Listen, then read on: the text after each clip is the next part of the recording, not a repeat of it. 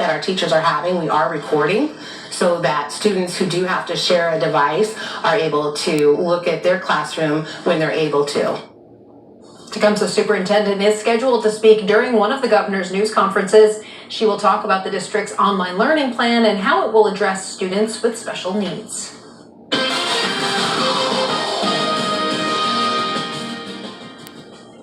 Well, it was an active day across the Miami Valley. We had some strong thunderstorms that moved through the area, and those storms not only brought the potential of some gusty winds, but very heavy rainfall. Taking a look at our rainfall map, this is radar estimated. Some spots picked up about a half an inch to nearly an inch of rain with some of those storms, especially in Clinton County and in southern Clark County. Knows just southeast of the Enid area, picking up nearly an inch of rain. Since then, the weather has dried out. Live Doppler 7 radar scans the skies for you tonight, and there is no precipitation falling.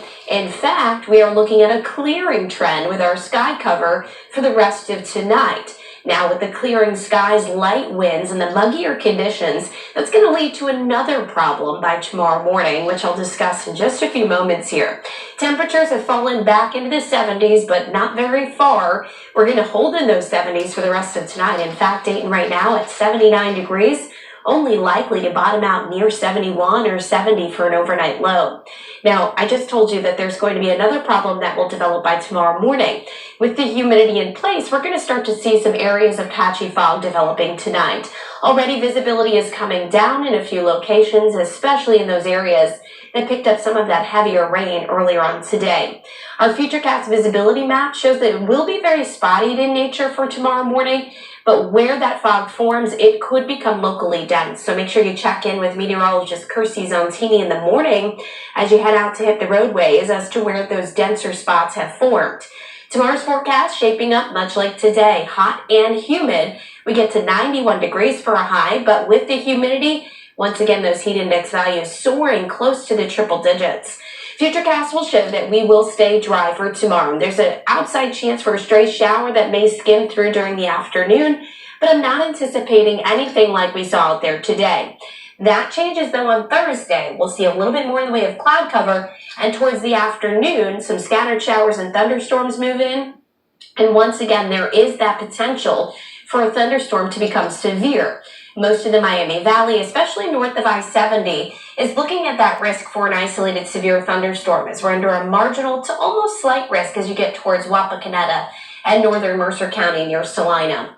Talking about the tropics, we are still looking at Hurricane Laura in the Gulf. It is gaining strength. Right now, winds of 90 miles per hour expected to intensify as it moves towards the Gulf Coast, making landfall right around that Texas-Louisiana borderline as perhaps a major hurricane category 3 with winds as high as 120 miles per hour. Life-threatening storm surge and flash flooding is expected right near the end of the Mississippi River there. It will be moving northward, bringing about the threat for some showers and storms to the Miami Valley as we get towards the end of the week. Rainfall estimates at this point in time show that we could see upwards of 1.5 inches, maybe 2 inches of rain as the system passes by. Now, how close it gets is still to be determined, so we will have updates on that as we head closer to the weekend. Your 5-day forecast, notice temperatures are going to be sitting in the 90s again tomorrow, 80s, with the chances for those rain showers and storms moving in for the rest of the week. But there is some cooler and more comfortable air that arrives by Sunday. Tomorrow morning, meteorologist Kirsty Zontini and Jesse Mag will have the latest on the track of Laura and its impact on our local forecast. All right, McCall, thank you. An Ohio State student cannot leave a special dorm. Why, she said being locked in the quarantine dorm actually, though, isn't all that bad.